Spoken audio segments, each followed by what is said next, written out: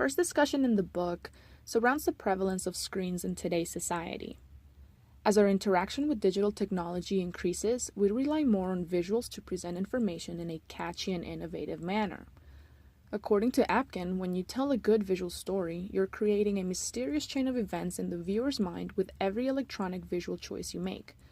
And the final truth and beauty of it depends largely on the degree of literacy brought to its creation.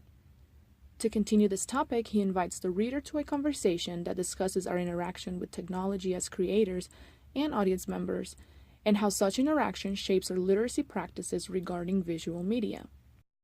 In all, the beginning of the book is a good reminder to the reader of how much interaction society has with screens and directly with technology, and how the response to the content presented on the screen will be influenced by our own literacy of the visual. A discussion about literacy regarding the visual is very important because we can no longer rely on the definition of literacy as the ability to read and write. Digital technologies like the screen have caused an evolution in the definition of what it means to be literate. And in order to tell good visual stories, we need to understand the rules that guide the creation of visual content. Just like concepts of written texts and principles of composition exist for writing, an equivalent idea exists for visual media.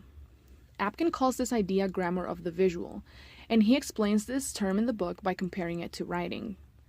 Writers employ tools like pen and paper, or keyboard and printer, along with style and grammatical rules in order to generate content.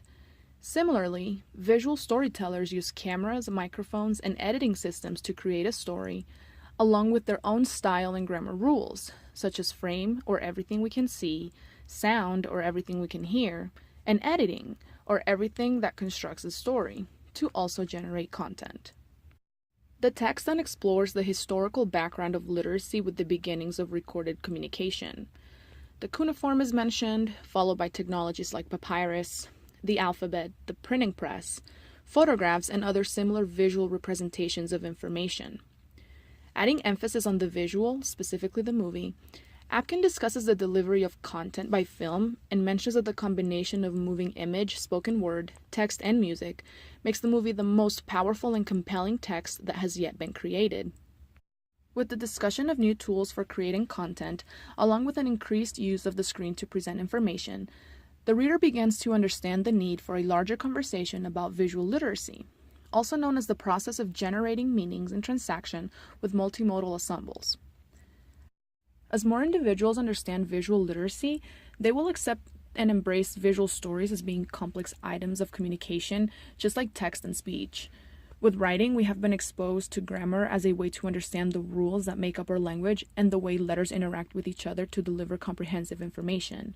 And similarly to writing, Apkin sees the tools and skills behind film as its own type of grammar, one of the visual, that if used correctly will help creators generate works that will successfully communicate information through screens.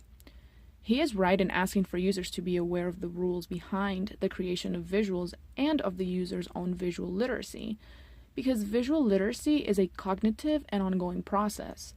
It requires users to be able to cross between modes and develop interpretations when interacting with visual images and other multimodal forms of communication.